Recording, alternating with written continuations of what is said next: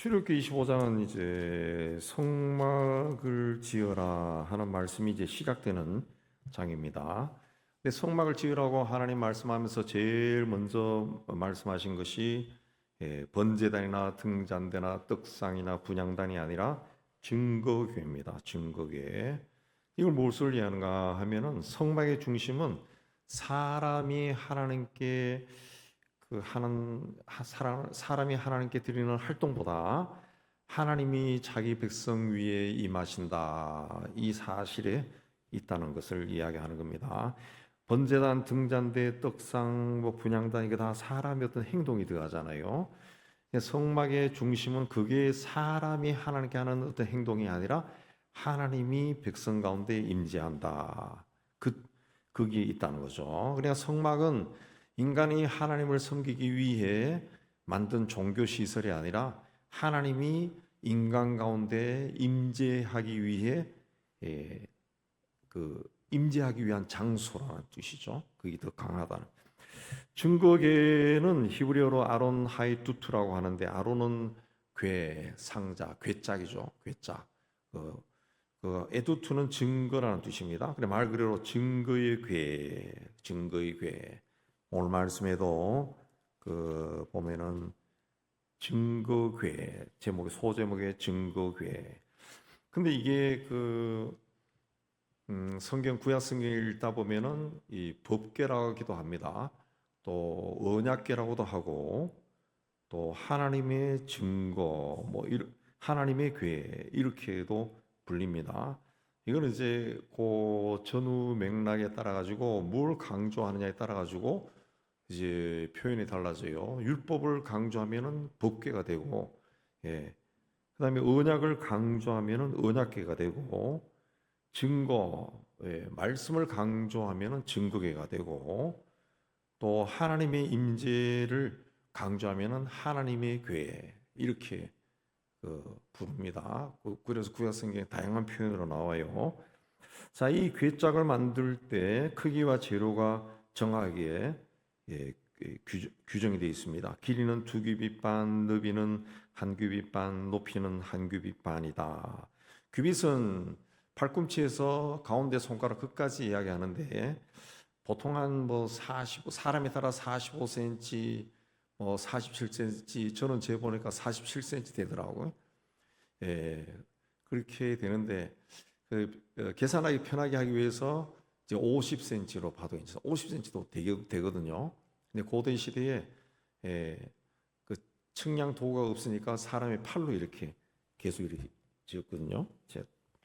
50cm로 보면은 길이가 약 125cm, 너비는 75cm, 높이가 75cm 됩니다. 그러니까 증거교회는 거대한 구조물이 아니라 사람이 메고 옮길 수 있는 그런 궤짝이라는 거죠. 재료는 뭐냐? 조각목이다. 조각목은 광야의 척박한 환경에서도 잘 자라는 아카시아 나무 계열의 단단한 나무로 잘 썩지도 않고 벌레가 피해를 주지도 않는 그런 나무입니다. 그 나무로 궤짝을 만들고 안팎을 순금으로 입혀라 그랬습니다. 11절에 순금을 입혀라. 이게 나무로만 만든 것도 아니고 금으로만 만든 것도 아니고 나무 위에 금을 입힌 겁니다. 나무 위에 금을 입힌 겁니다. 그래서 그 그림에 그렇게 돼 있죠. 이 페이지 제일 위에 가면은 이제 금으로 만들어 가지고 이제 금을 나무로 만들어서 금을 입힌 겁니다. 그리고 위쪽 11절 위쪽 가장자 돌아가며 금태를 두르고, 금태를 둘렀죠. 금태를 둘렀습니다. 자, 이 나무 위에 금을 입혔다라고 하는 것은 이제 그리스도의 인성과 신성을 상징합니다. 나무는 그 조각목인 광야에서 자라는 조각목이다. 그럼 가장 흔한 나무죠. 그러니까 그리스도가 사람으로 오신 거죠. 사람으로 오셨습니다. 많은 사람 중에 한 사람으로. 금은 하나님의 영광과 거룩함을 상징합니다. 예. 그래서 성경에서 그렇게 이야기하지 않지만 성경 전체로 봤을 때 증거궤가 장차 오실 메시아를 예표한다, 그렇게 봅니다. 메시아를 예표한다. 그 증거궤에는 오늘 말씀 보면은 4개의 금고리를 만들고 그 고리에 채를 깨어 운반하게 했다 그랬습니다. 그래서 오늘 나누던 그림에 보면은 그 금고리가 있고 거기에 채를 깨어놨습니다. 이게 뭐 위에 달아라 밑에 달아라 그게 없으니까 후세 사람들이 자기 편하게 이렇게 그 그림을 이런 그림도 있고 저런 그림도 있고 그렇습니다. 그 채를 깨어 운반하게 하고 15절에 보면은 고리에 낀 채로 두고 빼내지 말라 그랬습니다. 왜 그렇게 했냐? 증거궤는 사람의 손으로 함부로 만져서는 안 되는 물건이라는 거죠. 이게 하나님의 임재입니다. 임재. 그걸 사람이 만들 수 없다는 거죠. 그래서 광야를 이동할 때도 레위인 그 중에서도 고핫 자손이 이걸 메고 이동해라. 그러나 그들도 함부로 볼 수도 만질 수도 없었어요. 민수기 4장에 보면 이동할 때 제사장들이 먼저 지성소에 들어가서 휘장과 가죽, 덮개 등으로 이 기구를 덮은 뒤에 고핫 자손이 메고 이동했습니다. 그래서 이 페이지에 보면은 이제 왼쪽에 시커먼 그게 이제 그 휘장이나 가죽으로 덮었을 때의 이 증거기의 모습입니다. 오른쪽에 이제 일러스트레이트는 이제 그걸 이제 고핫 자손들이 메고 이동하는 거죠. 사람들이 볼 수가 없어요. 사람들이 볼 수가 없습니다. 하나님을 보면은 죽는 겁니다. 죽는 거예요. 그러니까 하나님이 임재하셨다라고 하는 것은 굉장히 귀한 은혜지만은 동시에 하나님이 임재했다 해서 가볍게 취급해서는 안 된다라는 것을 이제 이 증거궤를 다루는 하나님의 명령에서도 나타나 있어요. 그러니까 오늘날 우리로 이해하면은 우리는 임마누엘 되신 주님이 우리와 함께한다. 우리는 그런 믿음을 가지고 삽니다. 그러니까 주님이 우리와 함께 하신다. 임마누엘 굉장히 중요하죠. 굉장히 귀하고 은혜입니다. 은혜. 근데 이거를 가볍게 다루지 말라는 거죠. 가볍게. 주님이 나와 함께 한다. 굉장히 중요한 거라는 거죠. 굉장히 중요한. 이게 굉장히 중요하다. 그래서 이 임마누엘이라는 것을 굉장히 귀하게 여겨야 된다라는 것을 오늘 우리에게도 이야기합니다. 증거궤 위에는 순금으로 만든 덮개가 있는데 이걸 17절에 이게 그 속죄소다 그랬습니다. 길이는 2규빗 반, 너비는 1규빗 반이다 그랬습니다. 그러니까 이제 괴짝하고 그 넓이와 길이가 똑같습니다. 속죄소. 속죄소는 카포레트라고 하는데 덮는다, 또 속죄한다 그런 뜻이 있습니다. 속죄라고 하는 것 자체가 죄를 덮어버린다는 뜻이에요. 덮는다는 뜻이 있어요. 히브리어 원뜻이. 속죄소 양쪽 끝에는 여러분 첫 번째 그림 보면은 이 두 그룹이 있다. 이 그룹이라고 하는 것은 그 체루빔입니다. 체루빔이라고 하는데 이게 이제 히브리어에서 영어에서 이 한자로 또 한글로 번역될 때 음역한 겁니다. 음역 그대로 체루빔, 케루빔 하니까 들리기에는 그룹으로 들리니까 그룹. 처음에는 GROUP 어떤 그룹, 어떤 한 사람들이 모여 있는 것을 뜻하는 것이 아니라 천사의 이름입니다. 천사의 이름. 두 그룹의 모습이 있죠. 이 두 그룹이 날개를 펴서 속죄소를 덮고 서로 마주보고 얼굴을 속죄소를 향하게 했다. 그랬습니다.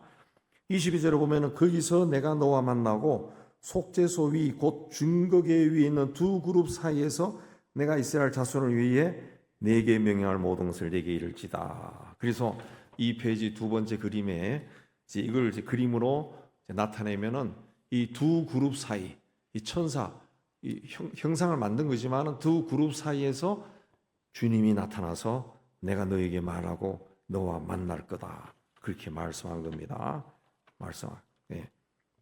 그 하나님은 그룹 사이에 이 첫 번째 그림 그룹 사이에 이 공간을 자신의 임재 자리로 정한 겁니다. 정한 거예요. 16절에 보면은 증거궤 안에는 증거판을 넣어라. 증거판은 그 십계명이 기록된 돌판입니다. 돌판. 그 그 돌판을 괴짝 안에 넣어라 그랬습니다. 예.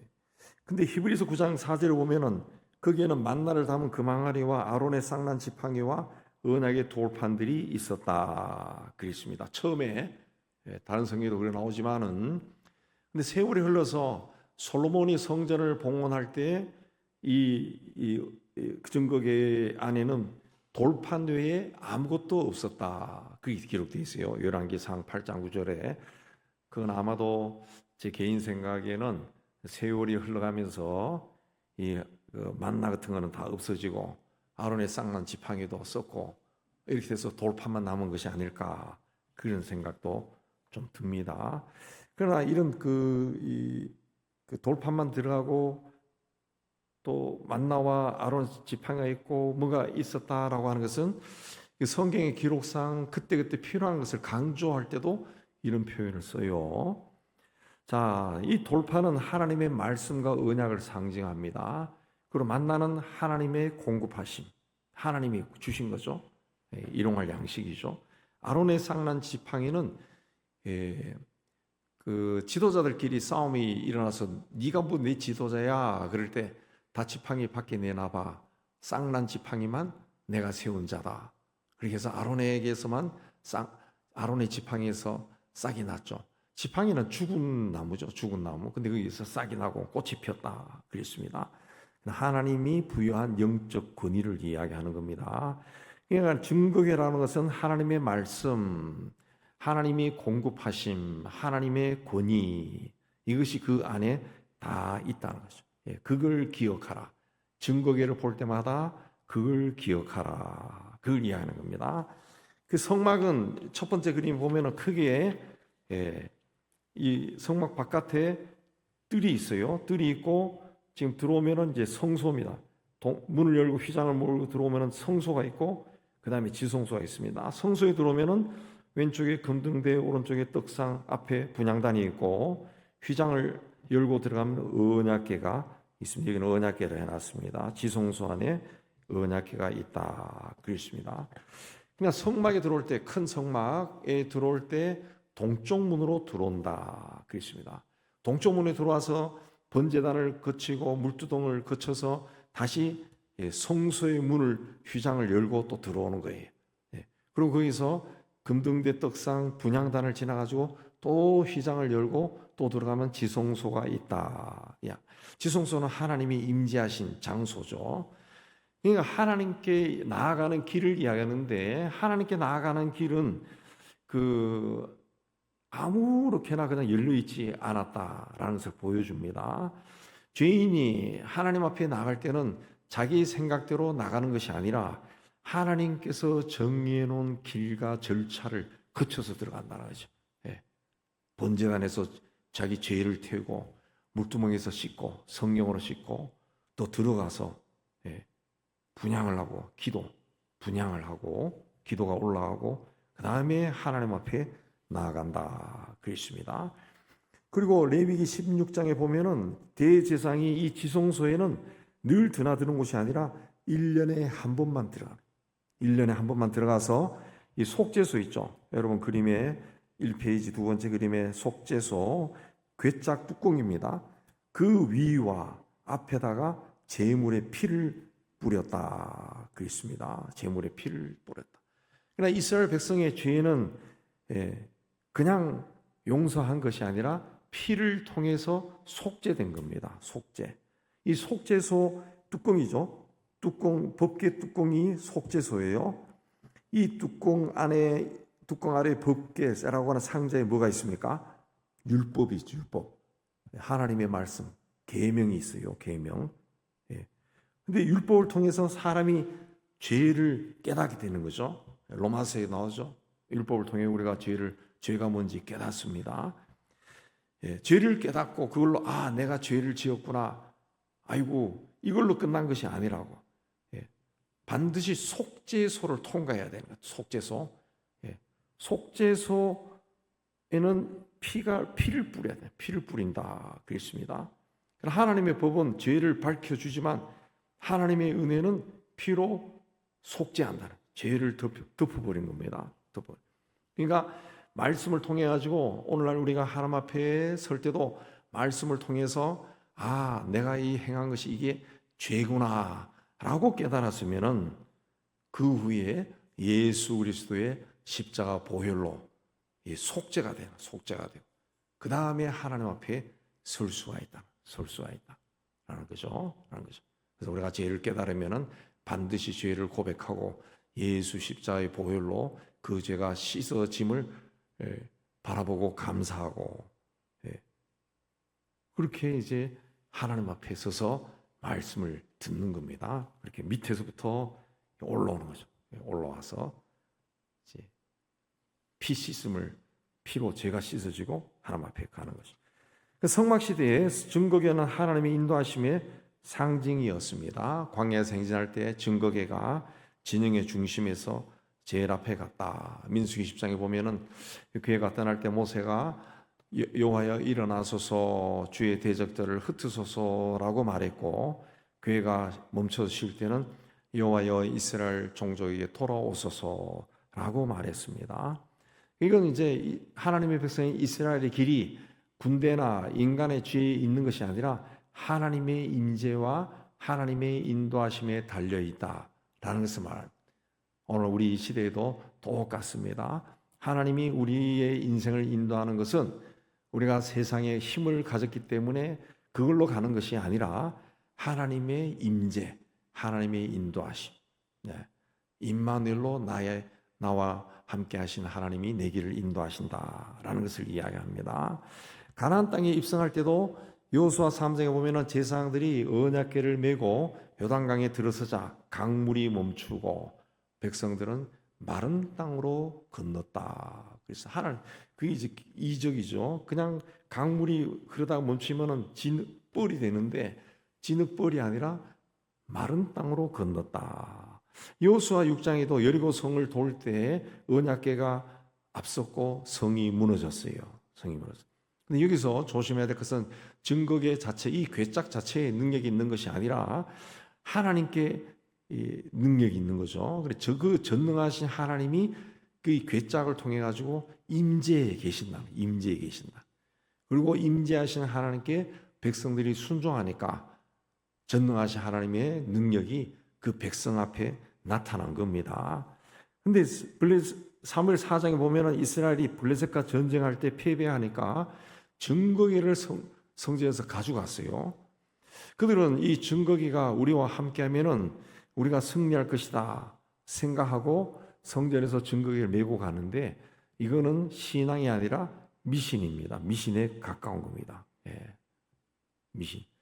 하나님께 돌아와서 왜 전쟁에 패했는가라고 하나님께 묻고 나가는 것이 아니라 물건만 이용하려고 했다는 거죠. 결국 언약궤를 가지고 나갔지만은 이스라엘은 패하고 엘리의 두 아들인 홈리와 비나스가 죽고 이 궤짝은 블레셋에 빼앗겼습니다. 근데 사무엘 5장에 보면 블레셋 사람들이 이스라엘에서 빼앗은 이 증거궤를 자신들의 신 다곤 신전에 뒀는데 다음 날 보니까 다곤이 이 궤 앞에 엎드러져 다 깨져 있었다. 하나님은 이스라엘에게도 조종당하지 아니하고 블레셋 신전에도 갇히지 아니하고 하나님은 이스라엘만이 아니라 온 세상을 다스리시는 분이다 라는 것을 보여준 겁니다. 결국 블레셋은 증거궤를 이스라엘로 보내줬습니다. 우리가 신앙생활을 할 때 우리 신앙생활을 유지하는 형식들이 있죠. 예배, 기도, 또 찬송, 성경 읽기, 또 교회 안에서 어떤 직분 이런 것들이 우리를 하나님 앞에 서게 하는 것이 아닙니다. 하나님이 우리와 함께 하시는 삶을 사는 것이 중요하다. 하나님이 없는 종교적인 형식은 능력이 없습니다. 능력이 없어요. 하나님께 순종하는 것이 중요하다는 거죠. 중요하다. 솔로몬 시대에는 성전이 완공된 후에 이 증거궤가 성전 안 지성소에 안치가 되었습니다. 그때 그 열왕기상 8장에 보면은 하나님의 성전에 하나님의 영광이 가득 찼다 그랬습니다. 성막 시대는 이동식 성소에 있었지만 성전 시대에는 성전 안 지성소에 놓인 겁니다. 예, 형태는 달라졌지만 의미는 똑같습니다. 하나님이 자기 백성 가운데 거하시고 말씀으로 다스리고 속죄의 은혜로 만나 주신다라는 겁니다. 자, 그러면 이 법궤는 지금은 어디에 있을까? 기원전 580년 바빌론이 예루살렘을 침략해서 성전을 다 불태우고 그 성전 안에 있는 모든 기구들을 가지고 갔습니다. 그 이후에 이 법궤의 그 기록이 역사에서 사라졌습니다. 그래서 이 법궤를 추적하는 유명한 영화가 해리슨 포드가 주연한 그 레이더스, 인디애나 존스 그 시리즈입니다. 잃어버린 법궤를 찾아서 그런 이야기인데, 자, 이 법궤는 하나님께서 모세에 가르쳐 준 대로 3,500년 전에 시내산에서 만들어졌고 40년 동안 광야 생활 그 이스라엘 백성들과 함께하고 가나안 땅에 들어갔어요. 그래서 많은 세월이 흘러 솔로몬이 성전을 짓고 그 지성소 안에 이 법궤를 안치할 때 십계명 두 돌판이 그 안에 있었다 그랬습니다. 근데 바벨론 왕이 그 침략해서 성전을 허물고 모든 기물을 빼앗아 갔습니다. 근데 그 기록상에는 그 성경에도 나와요. 나옵니다. 근데 이 법궤, 언약궤를 가져갔다라는 기록은 없어요. 그 포로에서 돌아올 때도 그 포로 생활하다 돌아와서 이제 스룹바벨이 제 두 번째 성전을 건축할 때, 그때도 포로 생활을 돌아올 때도 성전에 있는 모든 기구를 돌려줬다, 가지고 왔다. 그 기록을 있는데 이 법궤를 가져왔다. 그 기록이 없습니다.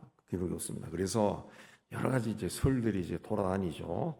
이제 특히 그 외경에 속하는, 우리가 보는 성경은 정경이라 그러는데 여기 들어가지 않는 기록들이 이제 외경이라 그래요. 그 마카베오 하에 보면은 이 그 바벨론이 침략해서 막 성전이 막 무너질 그 즈음에 당시에 선지자 예레미야가 하나님의 어떤 지시하심을 받아서 법궤와 중요한 것들을 가지고 느보산, 모세가 죽었다는 느보산은 동굴에 숨겼다, 그런 기록도 있는데 사실인지 아닌지는 모릅니다. 그래서 굉장히 많은 이 고고학자들이 이 법궤를 찾는 일들이 있었어요.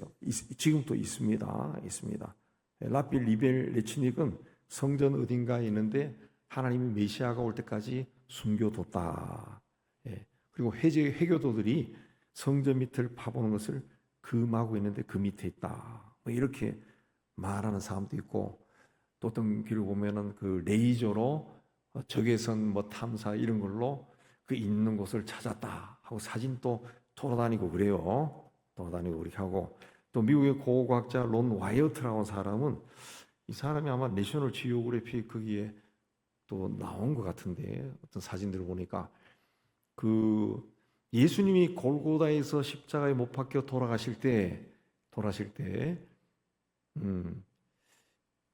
그 골고다가 언덕이 아니라 그 당시에는 약간 높은 평지였다는 거죠. 그 예수님이 이제 다 이뤘다 하고 피를 흘려서 돌아가실 때 지진이 나죠. 땅이 막 갈라졌다 그랬습니다. 좀 희한한 논리인데, 이 사람 논리는.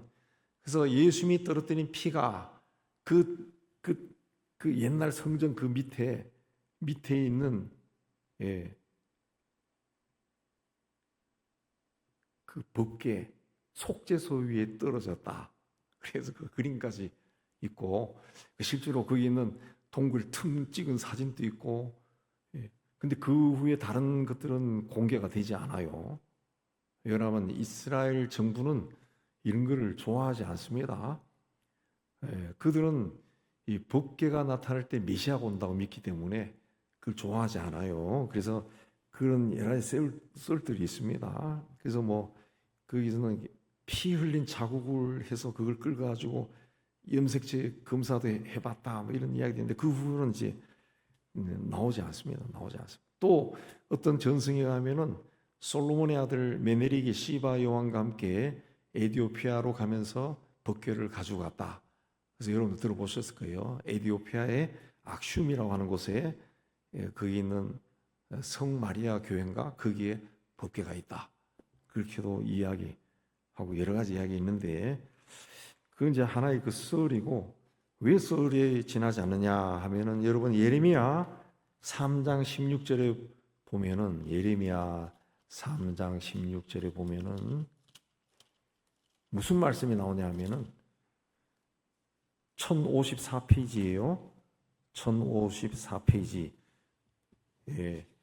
한번 같이 읽어봅시다. 여호와의 말씀이니라 너희가 이 땅에서 번성하여 많아질 때에는 사람들이 여호와의 언약궤를 다시는 말하지 아니할 것이요 생각하지 아니할 것이요 기억하지 아니할 것이요 찾지 아니할 것이요 다시는 만들지 아니할 것이라 그랬습니다. 왜 이런 말씀이 기록되었냐?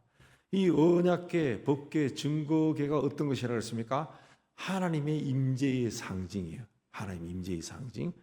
근데 하나님은 그리스도를 통해 가지고 이미 우리와 함께 하신다. 우리 가운데 임재해 계신다. 우리 가운데. 고린도서에는 우리가 하나님의 영이 거하시는 성전인 줄 알지 못하느냐 그랬다고요. 그랬다. 근데 이미 하나님이 우리와 우리에게 개개인에게 성령 강림이라는 이 놀라운 사건들을 통해 가지고 모든 사람에게 성령이 임하신 거예요. 임하신. 우리 개개인에게 하나님이 임재해 계신 거예요. 근데 무슨 법궤가 왜 필요하냐 그거죠. 그래서 예레미야가 그 오래전에 벌써 이 예언을 한 거예요. 2500년 전에 이 예언을 2007, 8년 전에 그런 예언을 한 겁니다. 하나님이 예레미야를 통해서 이런 말씀을 한 거예요. 근데도 그 없으니까 이게 기록상에 안 나오니까 이 학자들이 막 찾아다니고 영화라도 만들어지고 그렇게 한 거죠. 자, 이 증거궤는 단순한 이스라엘의 고대 유물이 아닙니다. 장차 오실 그리스도를 상징하는 겁니다. 요한복음 1장 14절에 말씀이 육신이 되어 우리 가운데 거하심에 이 거하심에 그랬습니다. 말씀이 육신이 되어 우리 가운데 거하심에 그랬습니다. 예. 말씀이 육신이 되어 우리 가운데 거하심에 그랬죠. 예. 거하심에라고 한다는 것은 거기에 계신다는 거죠. 계신다. 거기에 사신다. 그 자리를 좌정하고 계신다. 그 뜻입니다. 그런데 구약에서는 하나님은 이 성막 가운데 자리를 마련하고 거기에 임재하셨어요. 예, 임재하셨어요. 거기서 그랬죠. 거기서. 근데 신약에서는 하나님의 아들이 인간의 육신을 입고 우리 가운데 오셨어요. 우리 가운데. 예. 임재하신 거예요. 임재하신 거. 우리와 함께 하신다. 그랬죠. 그래서 예수 그리스도가 속죄소라는 거예요. 예수 그리스도가 속죄소가 된 겁니다. 그림이 있는 것처럼 속죄소가 된 거예요. 구약에서는 법궤 위에 속죄소가 있었지만 신약 시대에는 예수 자신이 속죄소가 된 겁니다. 구약의 제사장은 1년에 한 번 짐승의 피를 가지고 지성소에 들어가 속죄소 위에다 뿌렸지만은 예수님은 자기 피로 영원한 속죄를 이루셨어요. 그래서 히브리서 9장 12절에 예수님은 더 크고 온전한 장막을 통하여 단번에 영원한 속죄를 이루셨다 그랬어요. 그러므로 우리는 지성소 휘장 앞에 구약시대 사람들처럼 하나님이 두려워서 떨고 있는 사람들이 아니라는 거죠. 히브리서 4장 6절에 예수의 피를 힘입어 은혜의 보좌 앞에 담대히 나가. 그래서 우리가 하나님을 아버지라고 부르는 거죠. 하나님을 아버지라고 부르는 것 자체가 굉장한 겁니다. 굉장한 거예요. 예. 유대인들은 지금 또 하나님 아버지 그러면은 화를 막 내죠. 개신교인들을 유대인들은 굉장히 미워합니다. 굉장히 미워.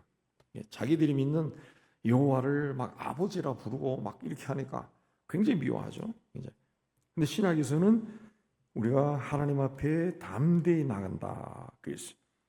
그래서 오늘날 그리스도인들의 증거에는 몇 가지 중요한 의미를 주는데, 첫째는 하나님이 우리 가운데 거하시기를 원한다. 그랬어요. 그 25장 8절에 보면 내가 그들 중에 거할 성소를 그들이 나를 위하여 짓되, 내가 그들 중에 거할 성소, 거한다 그랬습니다. 거한다. 하나님은 멀리서 명령만 내리고 우리를 지켜보는 분이 아니라 자기 백성 가운데 거하기를 원하신다. 거하신다. 그래서 성막 중심에 증거계가 있다. 성막 중심에, 마찬가지로 우리 성도들의 삶의 중심에도 하나님이 임재에 계셔야 된다. 임재. 두 번째는 하나님의 백성은 말씀을 중심에 둬야 됩니다. 그 증거계 안에 뭐가 있어요? 십계명 돌판. 하나님이 직접 기록한 돌판입니다. 근데 하나님이 직접 주신 말씀이 우리에게는 있다는 거죠. 그래서 우리가 그 신앙생활을 할 때 이 자기 생각, 지식, 경험, 판단을 앞세울 때가 굉장히 많은데, 그건 그냥 하나님이 주시는 은혜와 복을 발로 계속 차는 겁니다. 발로 계속 차는 거예요. 그렇게 계속 하다가 나중에 하나님이 떠나버립니다. 떠나버립니다. 그러면 안 돼요. 하나님 말씀 앞에 자기를 돌아보고 자꾸 조종해야 됩니다. 말씀에 비춰서. 교회도 마찬가지예요. 교회 중심은 이 사람의 인기, 어떤 스타 목사, 그 누구 중심으로 모이는 곳이 아니라는 거죠. 옛날에 그 제가 이 교회 초기에 왔을 때 청년부가 꽤 많았어요. 한 30명 됐는데, 그 중에 한 20여 명은 그 나중에 그 신학교 갔는데 참 좋은 사람인데, 그 누구 자매 있어. 그 친구가 개인적으로 막 전도해서 그야말로 경기도, 서울 구석구석에서 주일 되면 모여오는 그런 사람들이에요. 그 한 사람 때문에. 근데 그 친구가 나중에 신대원 갔어요. 신학교 가니까 걔들이 하나도 안 나오더라고. 다 안 나와. 다 그 따라갔는지. 예. 마찬가지입니다. 오늘날 우리 한국교회 병폐도 어떤 목사님 따라가죠. 목사님. 그 목사님이 교회에서 분란이 나서 사임하고 나간다. 그러면 그 목사 따라 와 나가버려. 그 잘못된 거죠. 잘못된 겁니다. 예. 또 프로그램, 건물 이게 아니라 교회 중심은 하나님의 말씀. 그 말씀은 하나님이 직접 기록한 거죠. 성경에 그 이야기잖아요. 성령의 감동을 받은 사람들이 말씀을 받아서 기록한 거죠. 하나님이 십계명 돌판처럼 하나님이 기록한 거죠. 그 말씀이 중요한 거예요. 그 다음에 하나님께 나아가는 길은 속죄를 통해 열리는 겁니다. 그래서 증거계 위에 속죄소가 있어요. 속죄소. 예. 하나님은 죄를 이제 없던 일로 하는 분이 아닙니다. 우리가 교회 생활할 때 조심해야 되는 것이 뭔가 징계를 하고 건면을 하려고 할 때 막 좀 날카로운 말들이 오가면 뭐 교회가 은혜가 없다, 사랑이 없다 그렇게 말하는 사람들이 있는데, 예, 물론 날카롭게 해서 사람을 막 인격을 무시하고 막 이렇게 하는 건 안 되죠. 안 되지만은 온유한 마음으로 분명히 다 이르라고 그랬습니다. 당신이 형제요, 자매요, 집사님이요 그렇게 하는 것은 죄입니다. 교회가 그러면 안 돼요. 그 말을 하라 그랬어요. 하라 그랬어요. 예. 하나님은 죄를 없던 일로 무마하지 않습니다. 분명히 죄는 있다. 그 이야기야. 있다. 그러나 죄를 지은 사람을 버리지 않습니다. 속죄를 통해 다시 받아주는. 예. 그래서 속죄소, 말씀을 통해 깨달았으면은 내가 잘못했어요. 예수의 피 하면서 속죄소로 덮어주는 거죠. 죄를 덮어주는. 그 위에서 하나님을 만나는 거죠. 하나님을 만나는 거죠. 그래서 또 아까도 말씀드렸지만은 이 하나님의 것을 이용하지 말고 순종하라는 거죠. 네, 하나님의 것, 뭐 십자가 목걸이, 뭐 반지, 직분, 예배 참석, 이런 등등 그런 것이 자칫 잘못된 부적이 될 수 있죠. 그런 게 아니라 하나님 앞에 믿음을 가져라. 천국에는 하나님께서 죄인 가운데 거하기 위해 마련하신 자리입니다. 자리입니다.